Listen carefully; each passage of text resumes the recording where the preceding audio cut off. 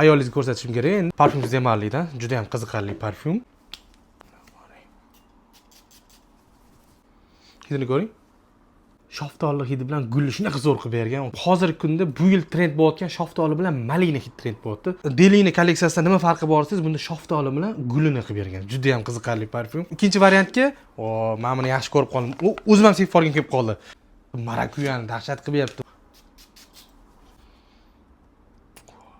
Mana qarang. Zo'r aka. Oling buni. Hop, 3-parfyum ko'rsataman. Legendarniy parfyum Libre kolleksiyasi bor edi. O'shani yengiligi chiqdi. Aytganimdek, bu yil malina hidi ham trend bo'lyapti. Flako o'sha ko'rinishda qolgan.